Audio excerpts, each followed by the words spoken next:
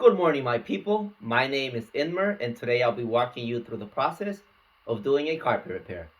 In order to do this repair, you'll need a couple of items: a carpet blade, a ruler, seam roller, shear cutters, a glue gun,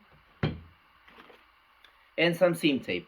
Most of these items you can probably get from Home Depot or Lowe's. If not, you can order them in the link provided below. Here's the carpet that we will be repairing today, and it's a simple burn, as you can see right here. While you do the repair, there are a couple of items that you must keep in mind. When you cut the damage, make sure that you cut it into squares or rectangles and make straight, clean cuts. So let's begin. I'm going to begin by making an outline of the damage, either into a rectangle or a square. In my case, it'll be a square because it doesn't have to be perfect. You just need to make sure that the outline is properly seen so that when you make the cut, you make it correctly. Try not to cut too much outwards. Cut enough to encompass the whole damage, but not too much, and a little bit more, but not too much over that. So let me just retrace what I just did. Now this carpet is very plush, so it may be a little bit difficult to see the outline, but it is there. So that I don't damage the table, I'm going to be using a cutting board. So obviously when you do it in your home, it'll be on the floor, so you won't have to use a cutting board. It kind of disappeared a little, so I'm going to outline it again. Okay, so let's begin. When cutting with a blade, make sure that you're using a brand new blade so that you don't damage the edges when you cut them. Remember to follow the outline that you just created.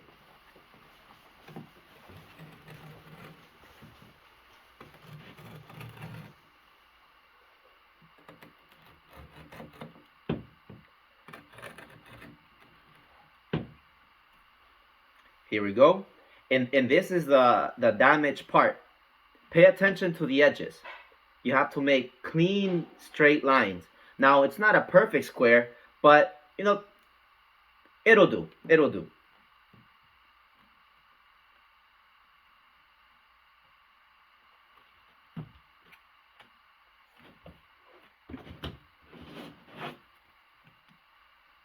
And this is the carpet that we will be using to perform the repair. Now, these are identical carpets. When you do the repair, you have to make sure that the flow of the carpets match. When you run your hands through the carpet, you can actually see the reflection of the light. For example, when I run it on this carpet, when I run it to the left, you can see how the carpet is shiny. The light is reflecting in this direction. When I do it on the other side, when I do it to the right, the light is reflecting. So I have to make sure that I match it, so I will flip it. In this fashion, when I run my hands to the right, the carpet is shiny and the light is reflecting. Likewise here. Something else you can do to compare is look at the backing. If you look at the backing should match. If you see here, the backing has two outlines. The thin lines running horizontal and the thick lines running vertically. It's hard to see probably from the camera, but it is there. Thin lines horizontally, thick lines vertically, and they match. So now we have a match for the carpet, and I'm going to remove the damaged carpet and put this piece into the donor carpet. Now, something very important to keep in mind is that we match the flow of the carpets here. We have to make sure that when we cut this damage, that is also matching the original damage. So I'm just going to put it here to make sure that I'm cutting it correctly. And this is the placement of the original damage. So I am okay to cut it this way because it is going to match the flow of this carpet. Here's a handy ruler again, and we'll make the outline once more. So let's do the outline.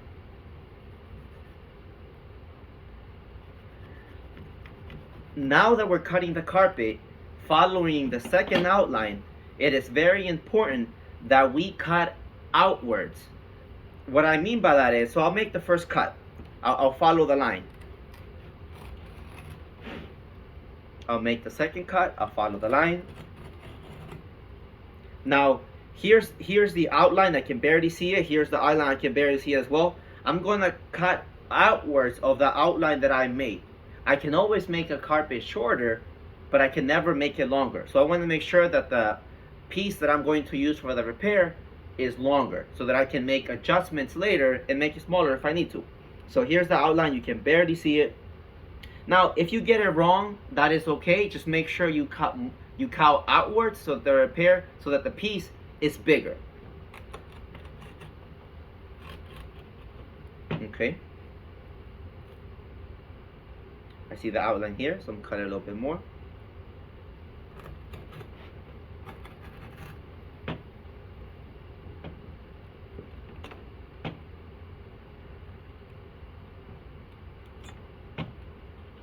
What I'm hoping is that this piece will be bigger than the original damage. Let's take a look.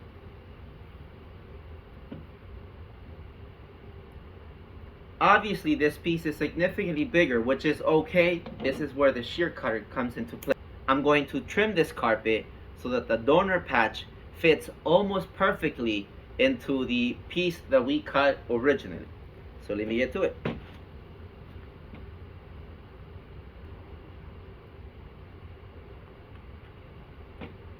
It helps to follow the outline in the back when making cuts if you need to.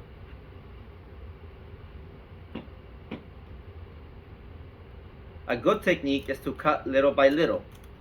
As I mentioned originally, you can always make a carpet shorter. You can never make it longer once you cut it. It's slightly bigger, so I'm going to cut a little bit more.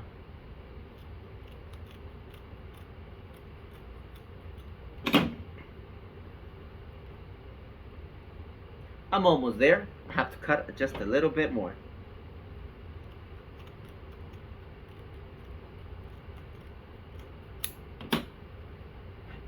Here we go.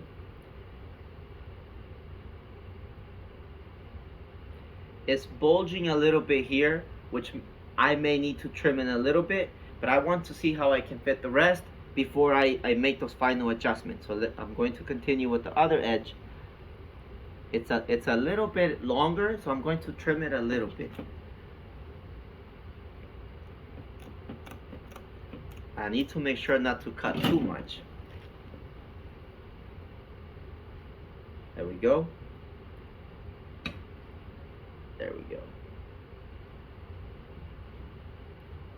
There we go. Now it's not fitting perfectly, so now I'm going to trim the edges just a little bit more so that they match well. Let me see here.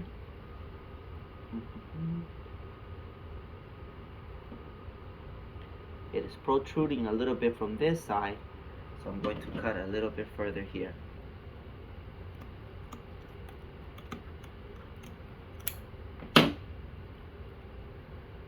Great, much better, much better. Still see a little bit here, so let me just trim this side.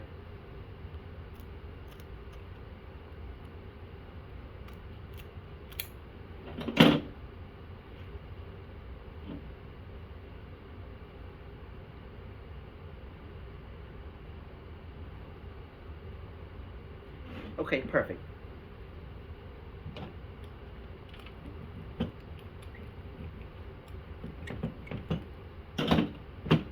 We haven't finalized the repair, but the repair is mostly done. Now, I want to mention a couple of things. As previously noted, you have to make sure that you have clean cut lines. If you see little backing sticking out, you have to cut them. If you see here, it looks clean. The donor carpet is good. It's a good match. Once I put it together, it fits almost perfectly. It doesn't have to be perfect because the carpet fibers will hide any imperfection. You just cannot have, you may not be able to see from there, but the backing falls into place almost ideally. It doesn't have to be perfect, but you cannot have significant gaps. It cannot be too short, and it cannot be too big where the sides are bulging. It has to be almost perfect. So now that the donor piece is ready, I'm going to begin putting down the seam tape. While I've been doing all of this, the glue gun has been warming up. So the glue gun is ready. It's pretty hot. Now this is a small repair. Normally you will put a piece of seam tape all around the repair. But in this case, we may be able to do it with just 2 pieces because the surface area of the 2 pieces will encompass the entirety of the repair. So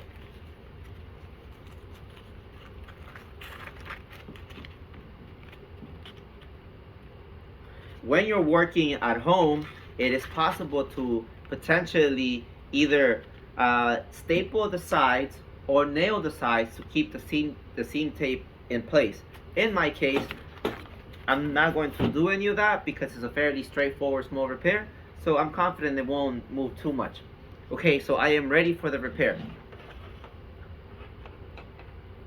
There's 2 ways to actually do the repair once you're ready to do it. You can either glue the outside first, and then you put glue on the inside and put the small patch there, or you could do it side by side. And what I mean by that is I will glue the inside first, the outside first, I apologize, the outside first, and then the inside, and work my way around. So for this repair, I am going to, because it's small, I'm going to first do the outside all around, and then I will glue the inside. I will make sure not to compress it until I'm ready to put everything together so that it falls into place. But let me begin. When putting down the glue, do not put it too close to the edge. As you compress the carpet, the glue will work its way in and outwards. So you don't want to put it too close where it bursts out and it catches the fibers. You want to put it a little bit close to the edge, but not at the edge. And remember, don't compress until you're ready to put everything together.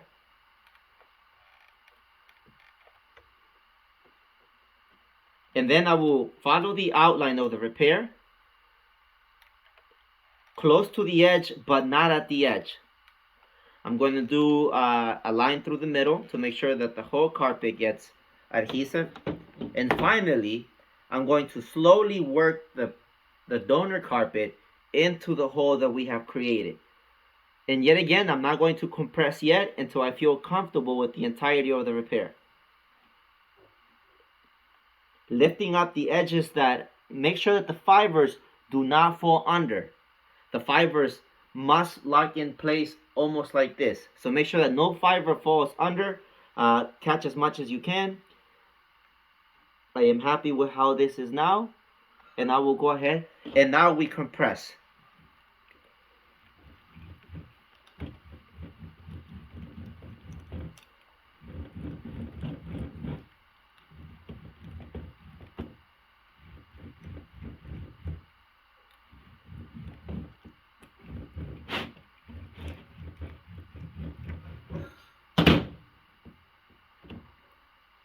At the end, you can trim this if there's sides that you do not like, maybe some edges are sticking out more than others, you can repair it. If you see little fibers sticking up like from the backing, trim it so that when you vacuum, the vacuum doesn't catch them and de-thread it. And the repair is done. This is how the repair looks once it's complete, and this is how it looks in the back with the seam tape. So thank you so much for watching, and good luck doing your repairs. Have a good day.